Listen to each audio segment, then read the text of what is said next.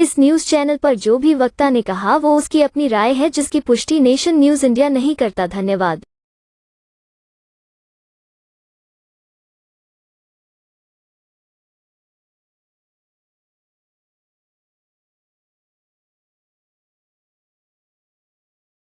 के लोग भारत के अमूमन सभी राज्यों में पाए जाते हैं और उनकी नेशन न्यूज इंडिया चैनल में आपका हार्दिक स्वागत है। आज हम भारत की राजधानी दिल्ली के अंदर बात कर रहे हैं जंतर मंतर।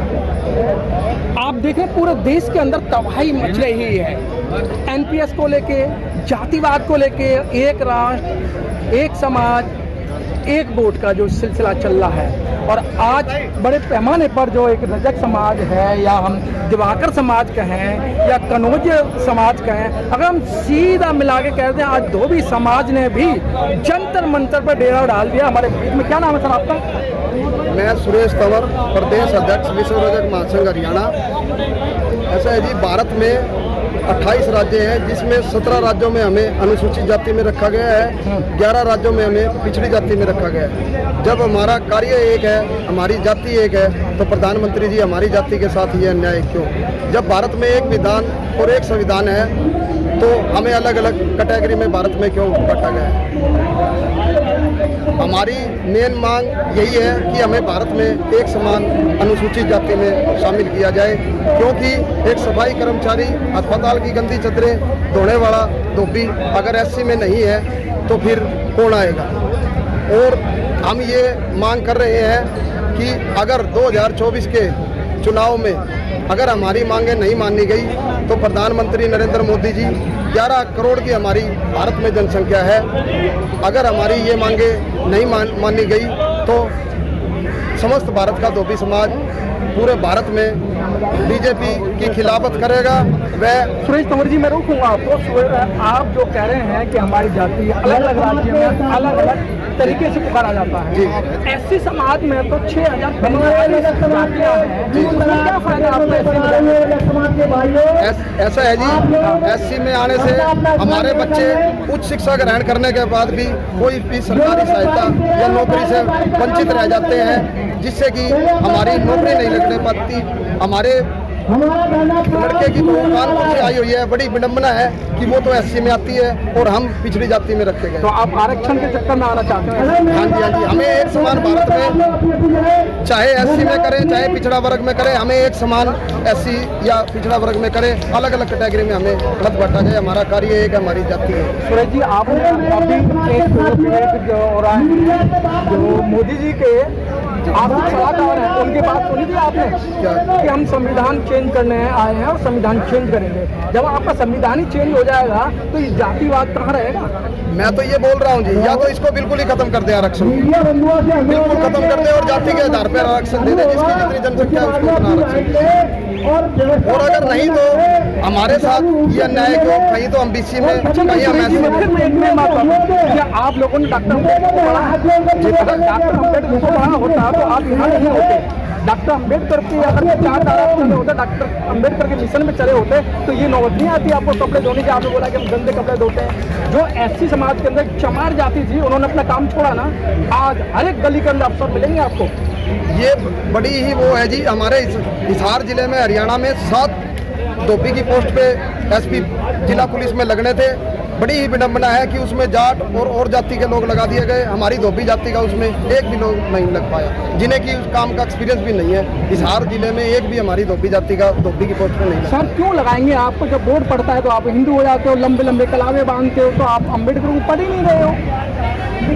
तो सर हम तो यही कह रहे हैं कि या तो हमें सभी जगह आरक्षण को खत्म कर दे, या सभी को, हमारी जाति को एक समान एक ही कैटेगरी में रखे, अलग अलग कैटेगरी। जो खा रहे हैं उसे नहीं मत खाने। तो हमारे एक युवा साथी हैं, बड़ा ही इनके मैं लेके चलता हूँ इस समय। सर क्या लगता है इनकी जो मांग है वो जायज़ है? आप पहले अपना नाम बताएं। मेरा नाम प्रीतम तंवर है, मैं हरियाणा विश्व महासंघ प्रदेश महासचिव हूँ। मैंने अपना विचार जो देखा, देखिए भीमराव अम्बेडकर जी ने जो संघर्ष किया है, उनका मानना ये था कि जो जाति का हमारे साथ भेदभाव है वो कहते थे या तो जाति का भेदभाव ही ना हो तो हमें आरक्षण भी नहीं चाहिए। आपने भी आरएसएस के चीफ जो मोहन भागवत जी है उनका एक बयान था, जब तक जातिवाद रहेगा जब तक ये आरक्षण रहेगा। और हम इस आरक्षण की पहली में जो धोबी समाज है, गरीब तबके का समाज है, वो बहुत नीचे आता है। तो आरक्षण का तो अधिकारी वो है सबसे पहले। पर अगर कोई आरक्षण से हमारा विरोध करता है, हम कहते हैं हमें जातिवाद की इस कुप्रथा को हटा दीजिए और हमें आरक्षण भी नहीं चाहिए। हम सब क्या नाम है आपका? प्रीतम तंवर जी, तो जब चुनाव आता है तो ये जो लोग हैं आरएसएस के लोग हैं ऐसे बयान क्यों देते हैं? मोहन भागवत ने एक बयान और दिया था, जाति हमने नहीं बनाई है। बोला ना? जाति भी बनाई है, जाति भगवान ने नहीं बनाई, ना किसी ने उतर के वहाँ बनाई। ये जाति भी हम तुमने सही जो एक वर्ण व्यवस्था का पार्ट था, कुछ लोगों ने अपना आधिपत्य लंबे समय तक स्थापित करने के लिए एक वर्ण व्यवस्था बना दी ताकि उनके लोगों का, उनके बच्चों का आधिपत्य इस समाज पे हमेशा बना रहे। और जो जातिवाद की हमारी जो सूक्ष्म हमें बना के रख दिया है हम शूद्र श्रेणी में, और हम जिंदगी और इसमें चलते रहे, पर अब वो समय बदल चुका है। अब लोगों में जागरूकता आने लगी है पढ़ाई लिखाई के कारण। और हम एक ही बात चाहते हैं, या तो इस जातिवाद की कुप्रथा को खत्म करके सबको समान जाति बनाए, या फिर हम सबको आरक्षण देके इस धोबी समाज में जो 11 राज्यों को वंचित कर रखा है सीधे उस कोटे से, हम सबको भी बराबर करें। हम एक ही चीज सहेंगे, या तो इस जातिवाद की कुप्रथा को हटाएं या फिर आरक्षण को चलने दें। इसका कोई विरोध नहीं होगा जब तक रहेगी। परवीन तंवर जी, जिस तरीके से आज संविधान हटाने की बात कर रहे हैं, तरह तरह के अटैक हो रहे हैं, नौकरियां खत्म कर दी गई हैं, तो जब संविधान ही हट जाएगा तो जाति कहाँ रह जाएगी? देखिए, संविधान इतना आसान काम नहीं है। संविधान आसान काम नहीं है। अगर संविधान हटेगा और ये जाति की जो वर्ण व्यवस्था ये हट जाएगी तो हमारा देश खुद ही एक प्रगति की राह पर चलेगा। ये जातिवाद का जो कुप्रथा है ये सबसे पहले हटनी चाहिए। पुराने समय से चलती आ रही है जातिवाद की कुप्रथा, सबसे गंदी कुप्रथा है। एक बच्चा छोटे समाज का खूब सक्षम होने के बावजूद, एक पढ़े लिखे पद पे होने के बावजूद, मैं एक चार्टर्ड अकाउंटेंट हूँ, अगर मैं अपनी कंपनी में जाके ये बोल दूँ मैं धोबी समाज से हूँ, तो उनकी नजरों में जो मेरे पद की गरिमा है वो अपने आप ही निकल जाएगी। तो ये कुप्रथा को जो हम सह रहे हैं इस कुप्रथा से हमें बाहर निकालिए। या तो सबको एक संविधान, एक जाति, एक इंसान, एक मानव जाति में रखा जाए।